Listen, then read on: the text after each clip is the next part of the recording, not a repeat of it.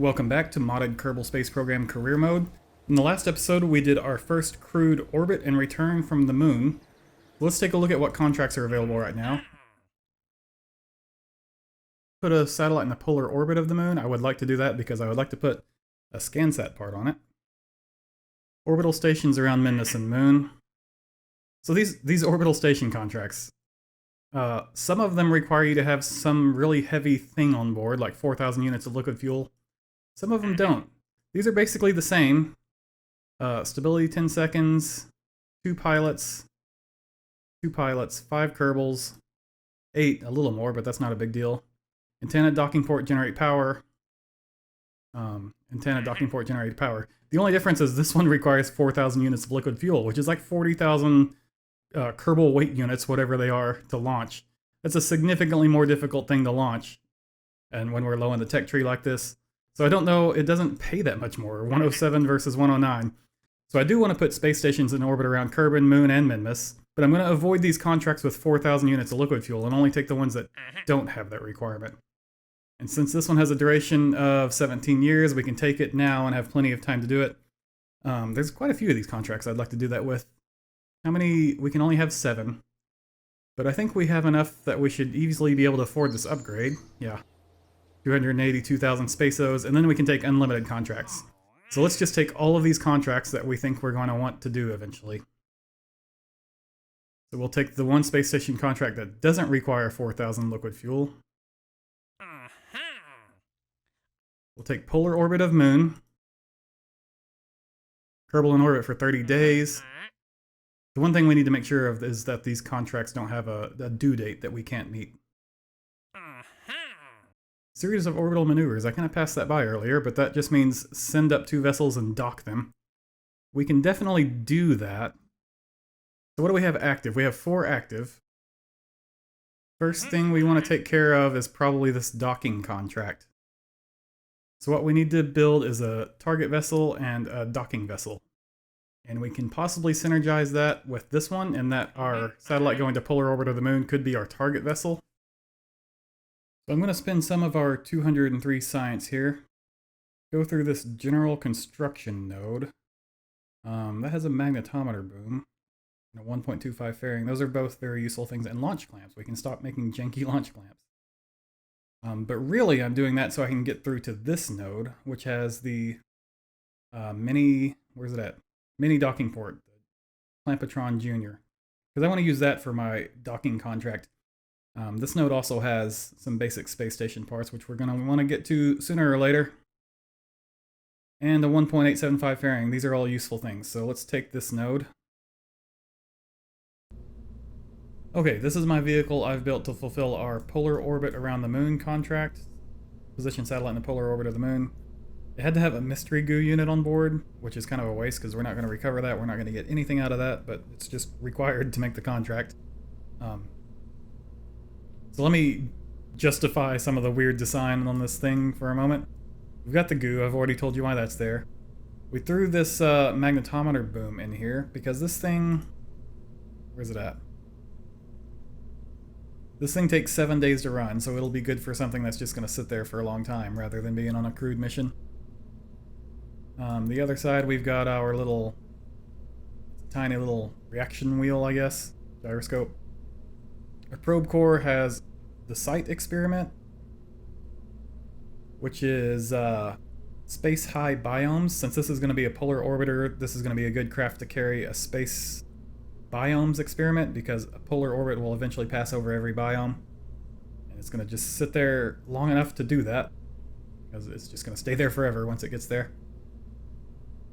We've got 2 of these antennas on board. We only really needed 1, but I put 2 just to balance the weight. Up top, okay, here's where it gets kind of weird. I've got the junior docking port, and that's so that we can also use this craft to fulfill this, where's it at? Perform a series of orbital maneuvers and target of the homeworld. This is going to be our target vessel to dock with. Once we've completed that docking contract, we don't need the docking port anymore. So this decoupler will drop that docking port off, and it has these struts on it. I just did that for looks because I didn't like the docking port just kind of hovering. But once that docking port's gone, it's going to expose this ScanSat scanner here.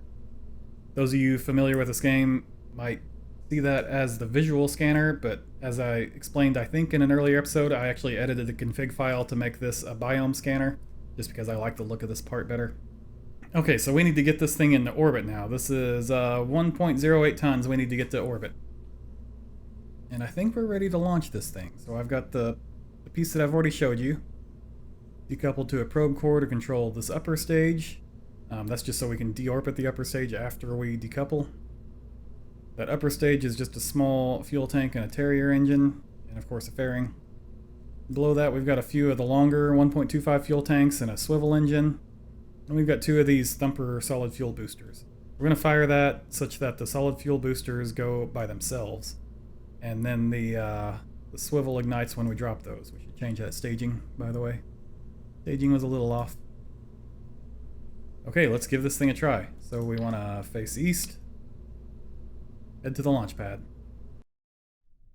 So I do get tired of manually flying gravity turns all the time. So I've had this mod installed the whole playthrough here. I haven't used it yet just to, prove that manual gravity turns are perfectly plausible.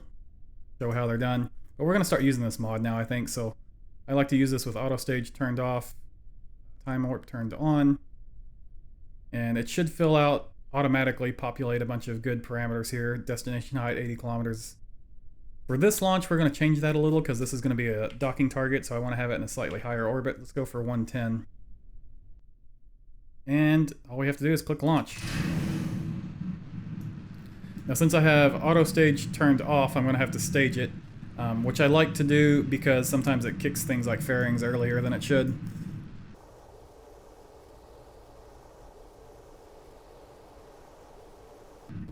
Stage. Okay. There's a curve bar here somewhere. There it is. Now we can move that thing. There, that's better.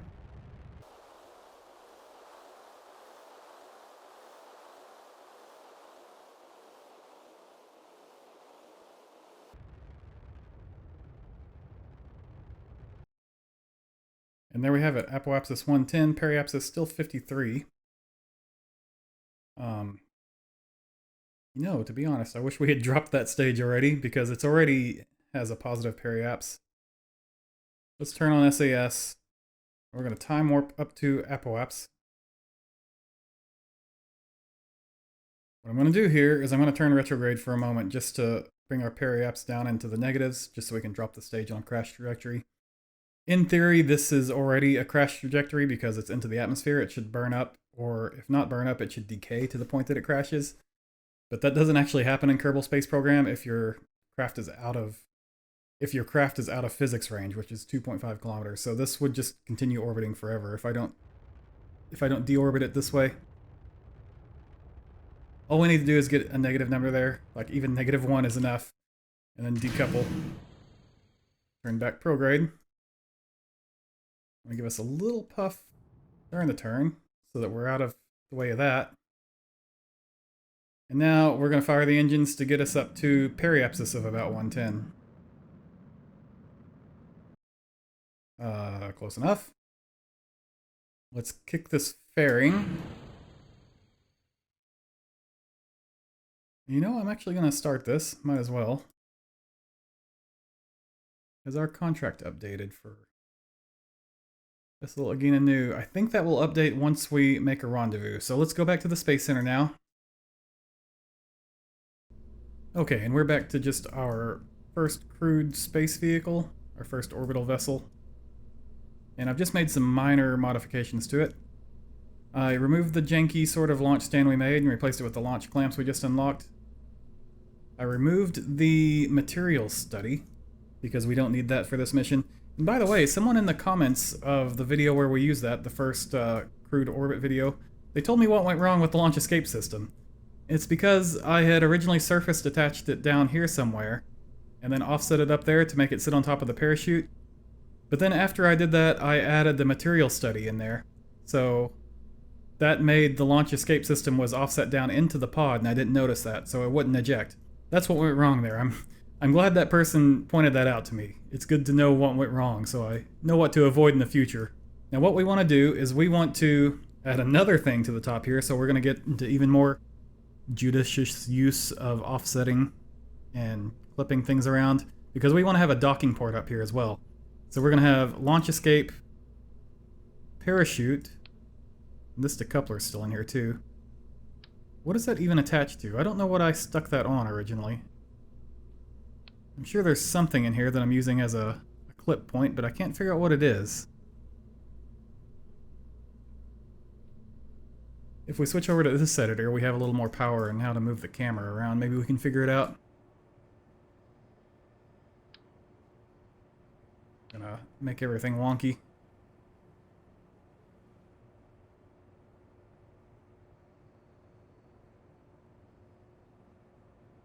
Ah, there it is. It's a liquid fuel tank that's been hidden in there. Empty liquid fuel tank. Yes, I remember doing that now. Let's get rid of that. We've got better ways of doing that now that we have more parts unlocked. Okay, so let's take you back to the VAB. Stand you back upright. Okay, so we want to attach parachute, docking port, launch escape junior. Instead of using liquid fuel tank to make an empty attached node, now we're going to use these tiny cubic family struts now that they're unlocked, because they're a little bit easier to work with. And I think I want to use, as part of this system, a 625 fairing that we can get in like that. Or parachute can sit right there. And before we do that, actually, let's get... I'm going to use the slightly longer cubic strut. Let's put it in there, but we want to make sure we're not taking up that node, because this thing needs to be on that node. The cubic strut is surface attachable, so it can just attach anywhere. Let's kind of center it. Is that centered? Looks pretty centered. This goes on top. You know what? Do I have tweak scale involved? I've got tweak scale installed. I wanna do something a little different. I'm gonna use this medium-sized cubic family strut, and then I'm gonna use the small one in the four-way symmetry here. I'm gonna clip 4 parachutes on, but I'm gonna tweak scale them down by one order. Now let's offset everything in. Maybe down a bit. We're just faking having smaller parachutes that's not available as a part. Drop our docking port on top of that. Okay, let's slip the whole shebang down a little, and then I'll bring the... Come on, game. I'll bring the parachutes up a notch. They're like that. Now we can close this fairing. Just like that. Wait. Like that. Drop this on top. And we'll offset it down slightly. So it sits kind of flush. I'm going to recolor it. I'm going to recolor this too, actually. A minute. There we go. So now we've got sort of a little nose cone part that contains parachutes, docking ports, and launch escape. I'm actually going to save this as a part that we can use in the future. Let's just grab the whole thing and put it in sub-assembly drop zone, and let's name it small nose cone. Now let's just drop it back on here. Got to rebuild the fairing because we detached and reattached it. Kind of annoying like that. There we go.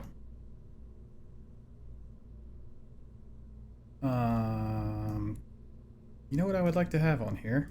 I would like to have some RCS control. Not necessary for docking, but it's certainly helpful. We use the 45-degree offset ones. Plop them in like that. These do have a 5-horn variant. That seems very odd for a 45-degree offset when I think about it. You have monoprop on board. 10 units. That's probably enough. What sort of life control or what sort of life support do we have on here? We do need a CO2 scrubber. We can take a second thing. Let's take a monoprop oxygen fuel cell, and we'll take a small extra tank of oxygen. So we've got emergency power generation and emergency oxygen. I don't know where I want to plop that on. Right here, I guess. Okay, so we're here on the launch pad. Our goal is to rendezvous with Mun ScanSat. So we're going to set that as a target. We are here at the Kerbal Space Center. So I'm going to time warp until Mun ScanSat is like around in here, coming up over the horizon, roughly this area. I don't have an exact spot I'm looking for, just somewhere around in here. Okay. Let's start all of our science experiments. We don't need to start the fuel cell, that's an emergency redundancy thing. Get our displays open. Let's bring the gravity turn mod back up for this one. We're going to take the default destination altitude of 80 kilometers here so that we're in a lower orbit than the target. Auto stage off, time warp. Wait a minute. Auto stage off, time warp on. And launch.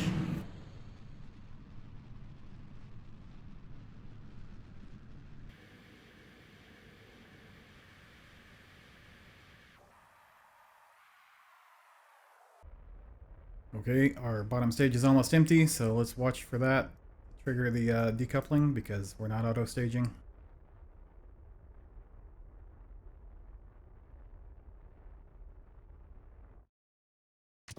Decouple.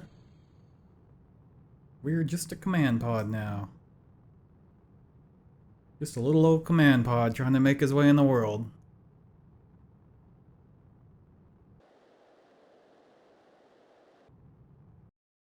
Hit 80, so let's turn off gravity turn and get it out of here. We can get rid of the launch escape system now. So we want to point the nose downwards, turn SAS on. And we have that bound to the brakes action group, so we just have to tap B. Bye. Do we have time warp on? We do. I didn't notice that. Okay, let's face back prograde. We're going to time warp up to apoapsis here. Actually, no. We want to take a look at where we are. We're behind our target, so we want to stay in a lower orbit. So rendezvousing confuses a lot of people. What you need to know is that lower orbits are faster and higher orbits are slower. So in this case, we're behind our target. We want to catch up to them. So we want to stay in a lower orbit than them.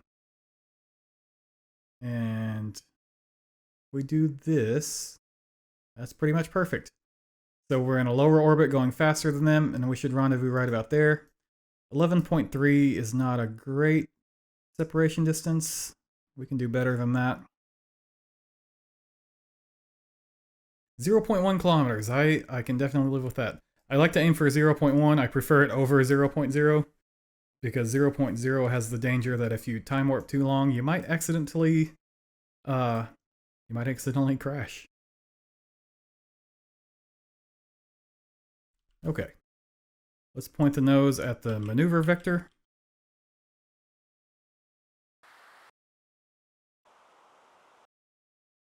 We're going to be watching separation distance right here.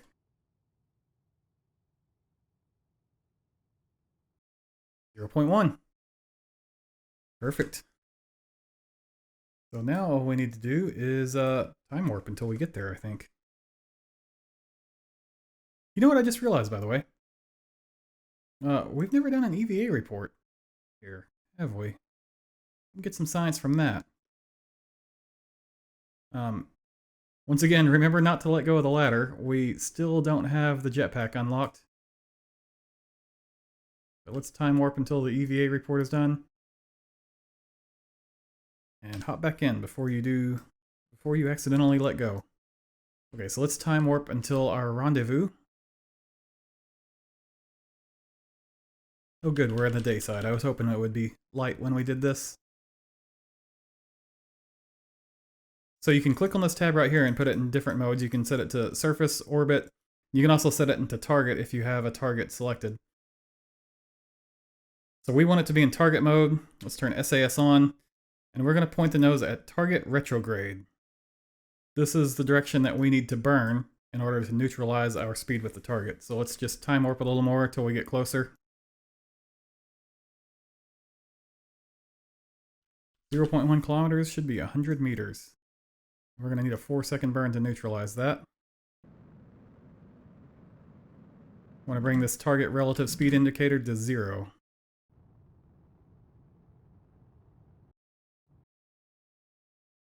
Okay, let's take a look at how our contract is reading now. Let's point our nose towards it. That'll be this pink indicator here. Point our nose on the target vector. Let's give it a little bit of a burn. Ooh, forgot about that boom, by the way. I'm glad I didn't hit that. There we go. So, let's do control from the docking port. On the other craft, we're going to set the docking port as the target. Check our nav ball and point towards the target. Now I'm going to switch vessels and do the same thing from here. Switch back. This is sort of an iterative process. You'll have to do it a couple of times. But it shouldn't take more than 2 or 3 iterations. Get everything lined up. In camera. And let's do another iteration. We're still slightly misaligned.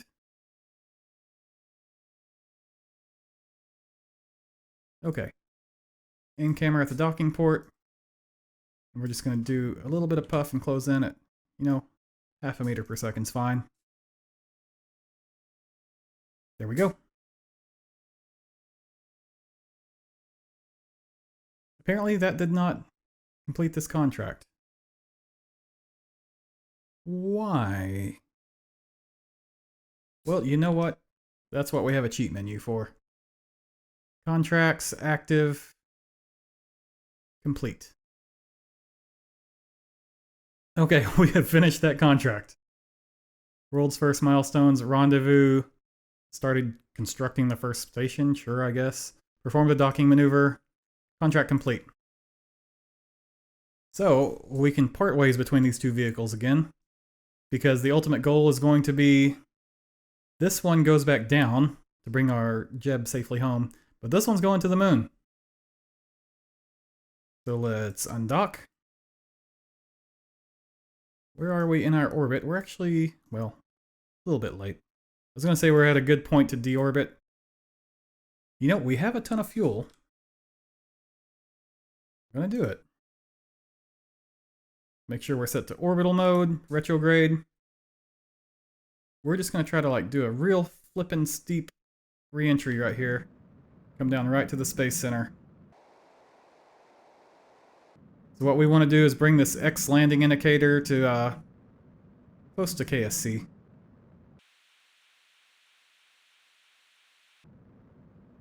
And let's cut engine. Remember that indicator is not actually going to be exact because it's calculating a re-entry as the ship is now, but we're not going to re-enter like this. We're going to decouple here. But before we forget, let's have Jeb hop back out and just grab the data out of this mystery goo. Hop back in. And let's go for a re-entry. There's KSC right here. This is a really steep re-entry. The retrograde, let's go ahead and dump the lower bits.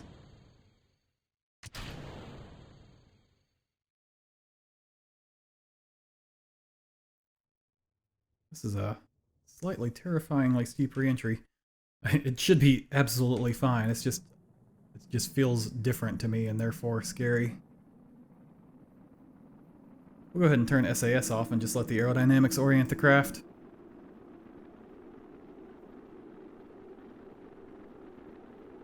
That Mr. Goose survived. That'd be cool. By gosh, it is gonna survive. Okay, let's go into ground referenced. Where's our landing zone going to be? Pulling in. Yep. We should have had it a little farther out. Should have probably set it out here somewhere in order to land there. I guess from a roleplay perspective, it would have been better to land in the water anyway. There's our current landing indicator. That's going to pull in as aerodynamics pull us down. Okay, let's deploy the drogue chute. And let's drop this shell. Now let's deploy the main chutes.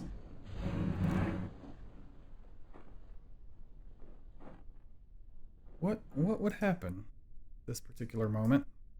Did you do an EVA report here? No, you can't. Okay, never mind.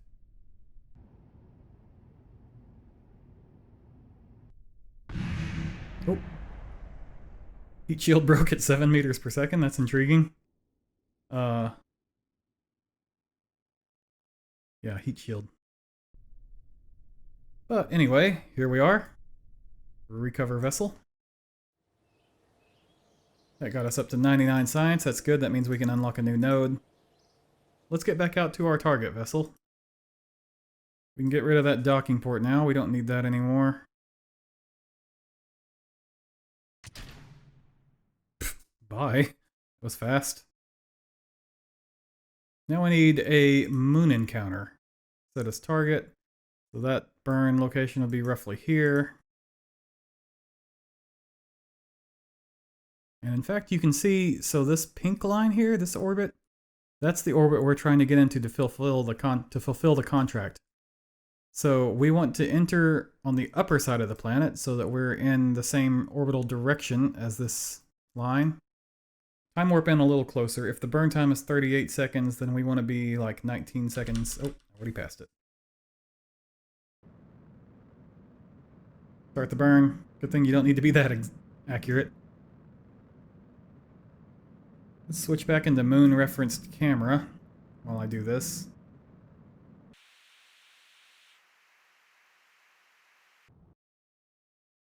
Okay. That seems to have not put us quite where we planned, but we can do a mid-course correction burn to pull that in.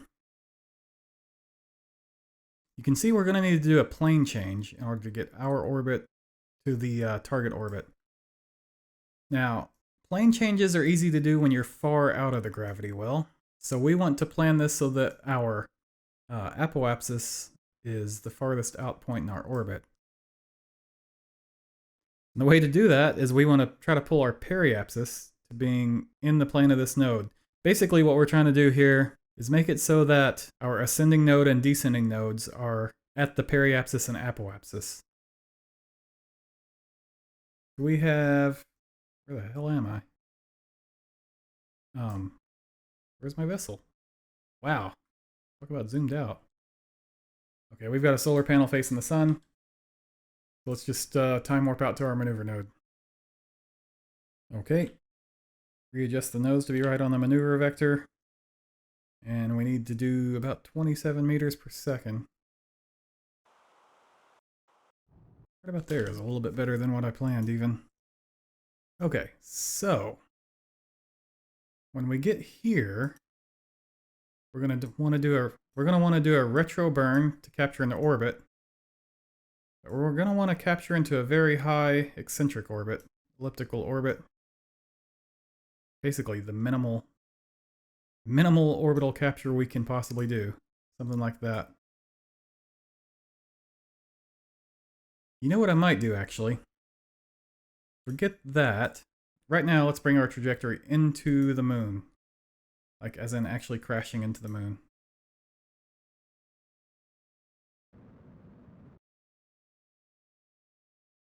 And what I'm going to do, the reason I did that... Why do you keep bringing me so far zoomed out? The reason I did that is because I'm going to eject this lower stage into a collisional trajectory and decouple. That piece of spacecraft is going to collide. Very good.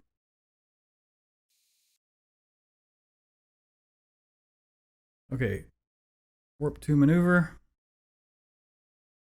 Space retrograde.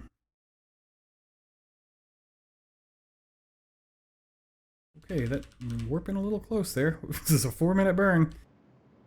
I expected it to stop me at 3 minutes out, because it usually does, but maybe I clicked... Because there's 2 clicks right there. There's one for the maneuver node and one for periapsis. Maybe I clicked the wrong one.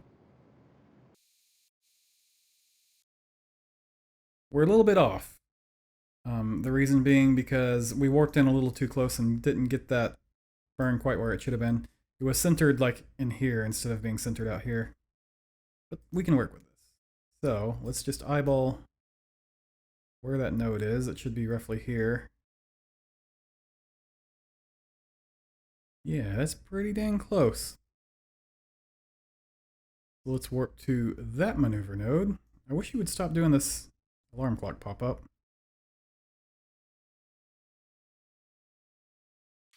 Fire engine.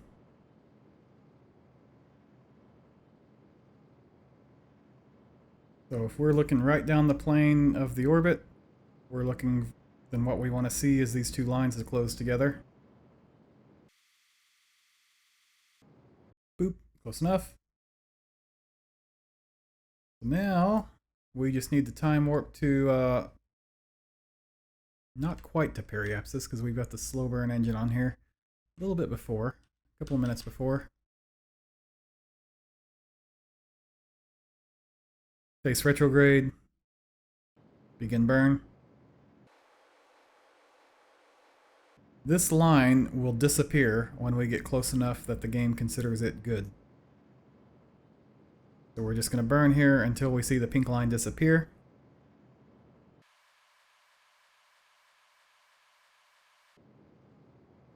Cut engine. Maintain stability for 10 seconds, and that should get the contract. There it is. Contract complete. Okay, so let's take a look, because we do have a job for this craft, now that it's here. Let's look at the scan sensor. It wants to be between 20 and 250. Well, we're between 20 and 250, so should be good to go. Let's start scan. Now, if you've never seen ScanSat stuff before, it's now showing this yellow triangle coming off of my craft. That's my field of view. And if I time warp a little bit, you'll see that field of view sweeping across the planet. Did we just run out of battery? We did, because of the eclipse. So let's just hang tight until we're not eclipsed anymore. There we go. So it doesn't work on the dark side of the planet because you can't see anything. But now we're sweeping the planet with our field of view. If we come over here and bring up this window and this global map thing, so let's set the body to the moon, the map type to biome, and this will show you what we've scanned so far. So that was that first sweep that got cut off because we were in an eclipse and ran out of power, but this is the current sweep. And this, of course, is showing us our orbital path, so if I time warp a little and let our path go down, just as an example, and then hit map refresh, that shows the new area we've scanned. So this just takes time to cross the planet in multiple orbits and scan the whole thing. What this tells you is where you can find biomes. So you can see, if you read, watch right in here, as I mouse over, it tells you what biome I'm mousing over. And another way to look at the same information is with this tool right here, scan overlay. Let's set it to biome map, it already is, draw overlay. And now we can see that here in the map view. So this is very useful for planning which biome you want to visit. So if we wanted to hit Northwest Crater, we now know that's right here, for example. So let's head back to the Space Center. And here we are back at the Space Center with those 2 contracts complete. We've, I feel like we were at 1.0 something million space-Os when we started, and we're at 1.1 now, even after buying that upgrade. So I think we made a bit of money off of those contracts. We definitely made some science, because we were at like 60 or something at the time that I launched after buying that previous science node. So we've made at least 100 science there. That's a pretty good effort, and we're starting to get a biome map of the moon constructed. So next time we'll have to look at what contracts come up next. I know we've got the options of probe landings on Moon or Minmus. We've also got the option of crewed landings on Moon and Minmus. Although I don't know if we have enough science to unlock the life support we need to send crew to Minmus yet. We'll take a look at that next time. But for now, thanks for watching, and I'll see you next time.